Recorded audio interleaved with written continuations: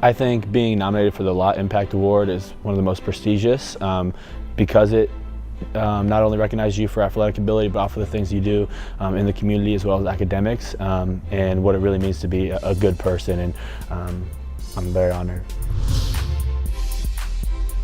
I've definitely involved myself with as many community service projects as I can, working with 2 nonprofits currently.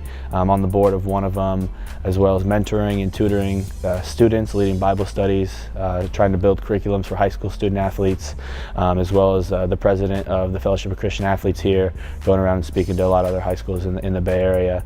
From the service I've done, the specific things that I felt a big impact with were the mentorship opportunities I had with preschoolers and first grade students.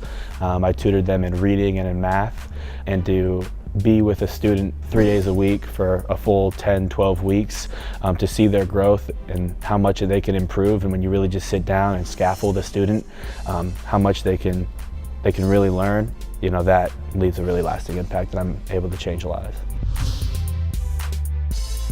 I'm working very closely with 2 nonprofits currently. I'm on the board of one of them called the Playmakers, and it's an after-school program, and it's a 3-tiered approach towards inner-city schools, specifically elementary school students.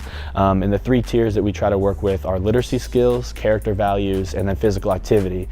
The other nonprofit I'm working with is called Teach Aids, and right now we're in the process of building a concussion education curriculum for high school students, where we don't want to scare children. We know that high school numbers are decreasing, and I don't want that. I'm very excited that this group does not want to put too much fear into people. We want people to play football, but we want to educate them the right way about concussions and their lasting effects.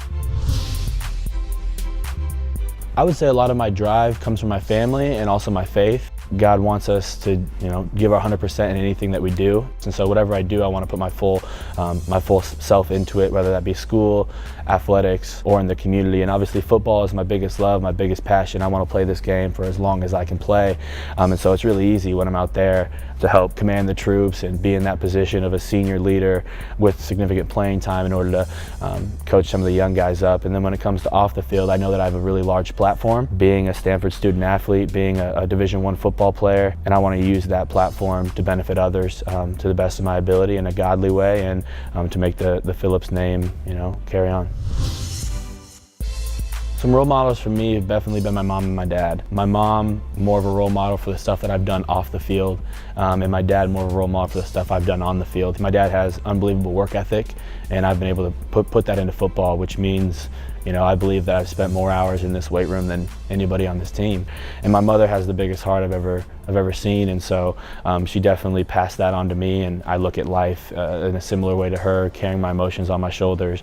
And then also 2 players who came here and were here before. That'd be Jordan Richards and Blake Martinez, and both of those guys were fantastic on the football field, fantastic leaders. They excelled in academics, and they're also leaders in the community. And so really those guys set a platform where this is the Stanford standard, and this is what it means to be a Stanford man. And I just try to follow in their footsteps. I'm always continuing trying to grow. I want to reach greatness, but greatness isn't a finish line. You keep getting better, and greatness is still something you can grow to.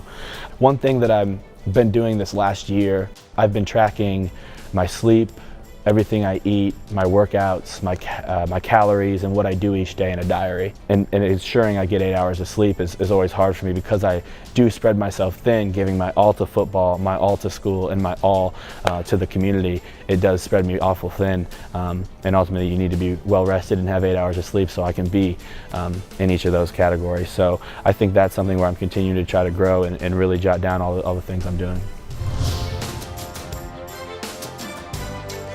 Winning the Lott Impact Trophy would be the biggest accomplishment of my life, and it'd probably be an understatement even saying that.